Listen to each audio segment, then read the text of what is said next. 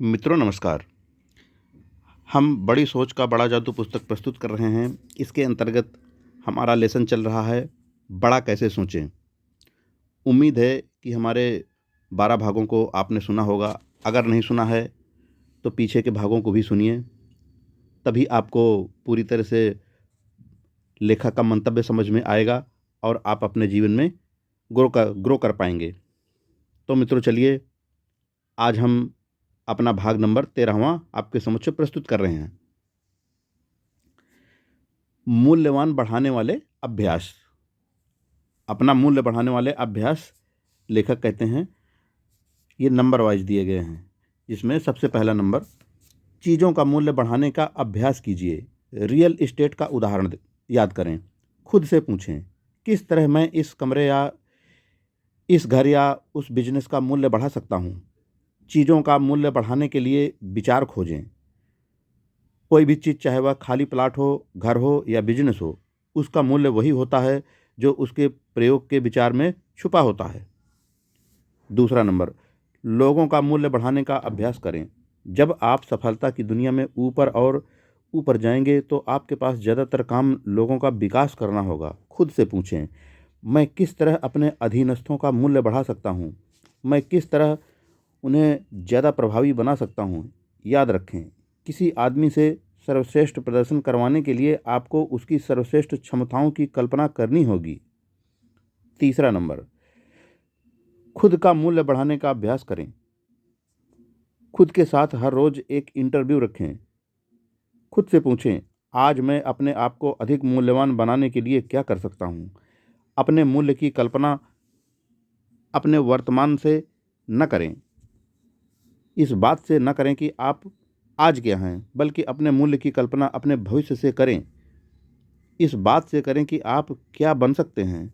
फिर उस संभावित मूल्य को हासिल करने के तरीके अपने आप आपके दिमाग में आ जाएंगे। कोशिश करके देखें।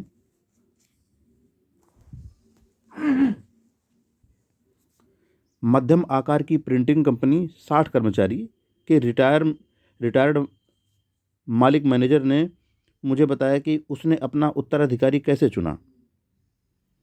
5 साल पहले उसने कहा, मुझे अकाउंटिंग और ऑफिस के बाकी काम के लिए अकाउंटेंट की ज़रूरत थी। मैंने हैरी नाम के 26 वर्षीय युवक को काम पर रख लिया। उसे प्रिंटिंग बिजनेस की कोई समझ नहीं थी, परंतु उसके रिकॉर्ड से पता चलता था कि वह एक अच्छा अकाउंटेंट था। 1.5 साल पहले जब मैं रिटायर हुआ तो हमने उसे अपनी कंपनी का प्रेसिडेंट और जनरल मैनेजर बना दिया।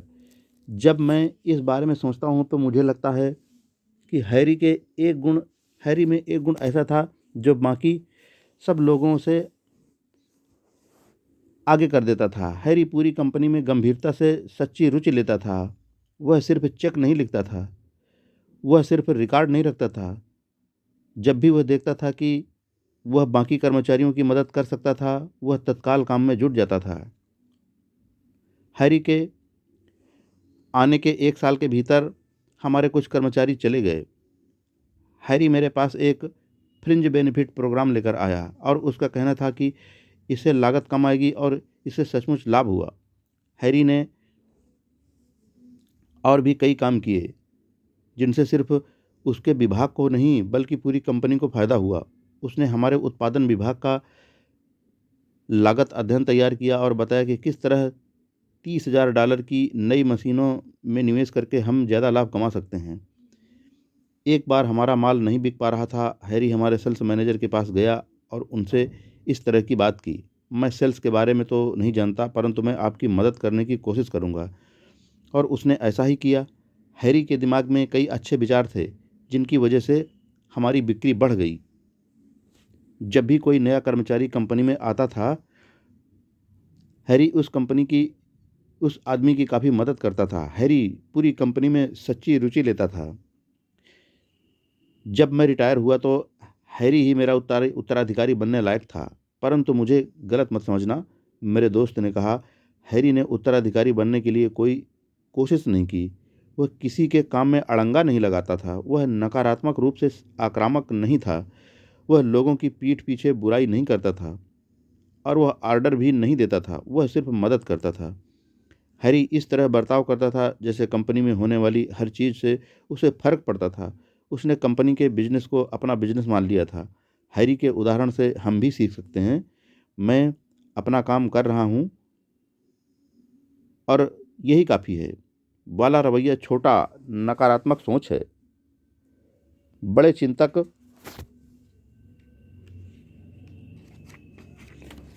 बड़े चिंतक अपने आप को टीम के सदस्य के रूप में देखते हैं और अकेले नहीं बल्कि टीम के साथ जीतने या हारने का जज्बा रखते हैं।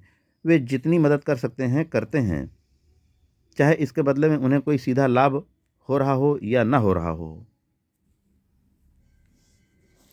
वह आदमी जो अपने डिपार्टमेंट के बाहर की हर समस्या को ये कहकर टाल देता है, इससे मुझे कोई लेना देना नहीं है, उसी डिपार्टमेंट के लोगों को इस तरह इस बात की चिंता करने दो। उसका रवैया उसे कभी लीडर नहीं बनवा सकता। इसका अभ्यास करें, बड़े चिंतक बनने का अभ्यास करें। कंपनी की रुचि को अपनी रुचि की तरह देखें। बड़ी कंपनियों में काम करने वाले बहुत कम लोग अपनी कंपनी में सच्ची निस्वार्थ रुचि लेते हैं,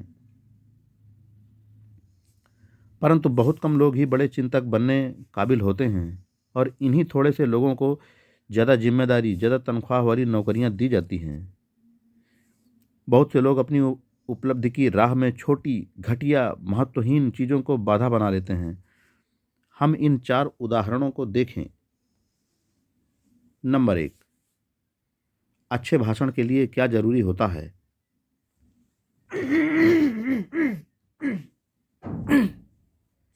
सॉरी। हर आदमी चाहता है कि वह सबके सामने बढ़िया बोल सके, परंतु ज़्यादातर लोगों की यह चाहत पूरी नहीं हो पाती। ज़्यादातर लोग घटिया वक्ता होते हैं। क्यों? इसका सीधा इसका कारण सीधा सा है। ज़्यादातर लोग बोलते समय बड़ी महत्वपूर्ण बातों के बजाय छोटी घटिया बातों पर ध्यान देते हैं। चर्चा की तैयारी करते समय ज़्यादातर लोग खुद को मानसिक निर्देश देते रहते हैं। मुझे सीधा खड़े रहना चाहिए, इधर उधर नहीं हिलना है और अपने हाथों का प्रयोग नहीं करना है। जनता को यह पता न चलने दो कि आप नोट्स की मदद ले रहे हो। याद रखो, ग्रामर की गलती मत होने दो। इस बात का ध्यान रखो कि आपकी टाई सीधी रहे। जोर से बोलो, पर ज़्यादा जोर से नहीं, इत्यादि। अब जब वक्ता बोलने के लिए खड़ा होता है तो क्या होता है? वह डरा हुआ होता है, क्योंकि उसने अपने दिमाग में एक सूची बना ली है कि उसे क्या चीज़ें नहीं करनी चाहिए। क्या मैंने कोई गलती कर दी है? संक्षेप में वह फ्लॉप हो जाता है। वह इसलिए फ्लॉप होता है क्योंकि उसने एक अच्छे वक्ता के छोटे, घटिया, तुलनात्मक रूप से महत्वहीन गुणों पर ध्यान केंद्रित किया है और अच्छे वक्ता के बड़े गुणों पर ध्यान केंद्रित नहीं किया है। जिस बारे में आप बोलने जा रहे हैं उसका ज्ञान और दूसरे लोगों को बताने की उत्कट इच्छा।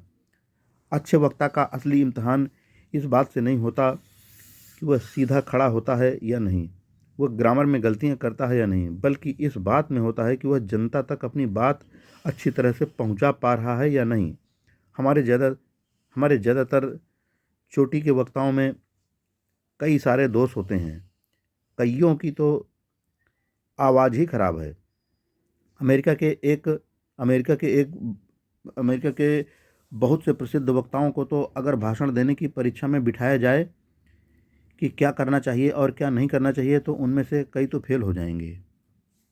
परंतु इन सभी सफल सार्वजनिक वक्ताओं में एक बात पाई जाती है, उनके पास कहने को कुछ होता है और उनमें दूसरे लोगों को अपनी बात बताने की प्रबल इच्छा होती है। छोटी छोटी बातों पर ध्यान देकर जनता में सफलता से बोलने की कला को प्रभावित ना होने दें। दूसरा नंबर, झगड़े की वजह क्या होती है? कभी आपने खुद से यह सवाल किया है कि आखिर झगड़े की वजह क्या होती है? 99% मामलों में झगड़े छोटी छोटी महत्वहीन बातों से शुरू होते हैं। जैसे जॉन थोड़ा थका हुआ तनाव में घर लौटता है। डिनर में उसे मज़ा नहीं आता और वह शिकायत करने लगता है। उसकी पत्नी जेन का दिन भी अच्छा नहीं गुजरा, इसलिए वह आत्मरक्षा में कह देती है, इस बजट में मैं इससे अच्छा खाना कैसे बनाऊं, या अगर हमारे पास बाकी सबकी तरह नया गैस स्टोव हो तो मैं इससे बेहतर खाना पका सकती हूँ। इससे जॉन का गर्व आहत हो जाता है और वह बदले में जेन पर हमला बोल देता है। देखो जेन, सवाल पैसे की कमी का नहीं है, सवाल इस बात का है कि तुम्हें घर चलाना आता ही नहीं है। और फिर लड़ाई शुरू हो जाती है।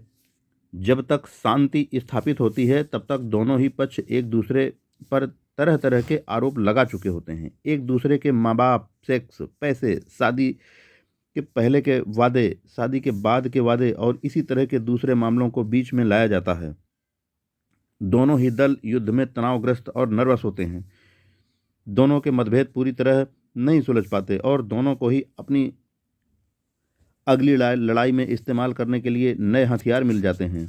छोटी छोटी चीज़ों की वजह से, छोटे चिंतन की वजह से ज़्यादातर झगड़े होते हैं। इसलिए अगर आप झगड़ों से बचना चाहते हैं तो आपको छोटे चिंतन से बचना होगा। यहाँ एक आजमाई हुई तकनीक बताई जा रही है। किसी की शिकायत करने से पहले, उस पर आरोप लगाने से पहले, उसे डांटने से पहले, आत्मरक्षा में उस पर हमला करने से पहले खुद से पूछें, क्या यह वास्तव में महत्वपूर्ण है?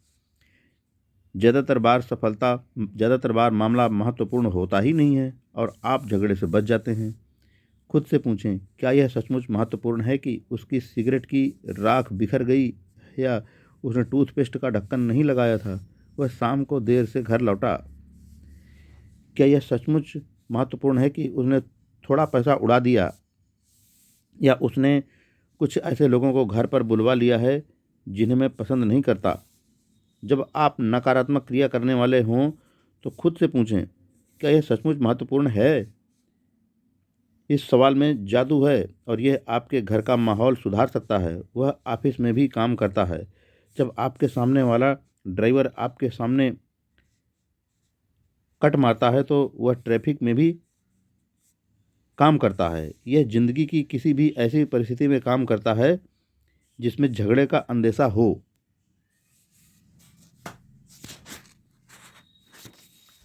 तीसरा नंबर, जॉन को सबसे छोटा ऑफिस मिला और वह बर्बाद हो गया। कुछ साल पहले मैंने देखा कि छोटे चिंतन के कारण किस तरह एक आदमी का करियर तबाह हो गया।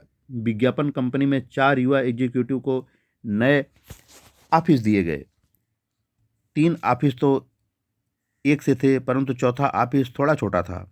जेएम को चौथा ऑफिस दिया गया। इससे उसका गर्व आहत हुआ। तत्काल उसे महसूस हुआ कि उसके साथ भेदभाव किया गया है। नकारात्मक चिंतन, गुस्सा, कड़वाहट, ईर्ष्या ने उसके दिमाग पर कब्जा कर लिया। जेएम को लगने लगा कि लोग उसे कम योग्य समझते हैं। परिणाम यह हुआ कि जेएम अपने साथी एग्जीक्यूटिव के प्रति शत्रुता रखने लगा। सहयोग करने के बजाय वह उनके प्रयासों को विफल करने की कोशिश करने लगा। माहौल बिगड़ता गया। 3 महीने बाद जेएम का व्यवहार इतना खराब हो गया कि मैनेजमेंट के पास उसे हटाने के सिवा कोई और रास्ता नहीं बचा। एक छोटी सी बात पर बुरा मानने के कारण जेएम का करियर तबाह हो गया। भेदभाव के बारे में सोचने की उसे इतनी जल्दी थी कि वह यह नहीं देख पाया कि कंपनी तेजी से विकास कर रही थी और ऑफिस में जगह की कमी थी। उसने यह नहीं सोचा था कि जिस एग्जीक्यूटिव ने ऑफिस बांटे थे तो उसे तो यह भी नहीं पता था कि कौन सा ऑफिस छोटा है और कौन सा बड़ा। सिवाय जेएम के कंपनी में और किसी भी आदमी को ऐसा नहीं लगा कि उसके छोटे ऑफिस से उसकी इज्जत घट गई हो। महत्वहीन बातों पर छोटे सोच से आप आहत हो सकते हैं। जैसे आपका नाम डिपार्टमेंट की सूची में सबसे आखिर में लिख दिया जाए, या आपको ऑफिस के किसी मेमो की चौथी कार्बन कॉपी दी जाए। बड़ा सोचें और इन छोटी छोटी बातों का बुरा मानना छोड़ दें। मित्रों, आज अपना 13वां भाग हम यहीं पर पूरा करते हैं। अब 14वें भाग में हकलाने के बावजूद सफलता पाई जा सकती है, इस टाइटल से शुरुआत की जाएगी। तब तक के लिए दोस्तों, जय हिंद।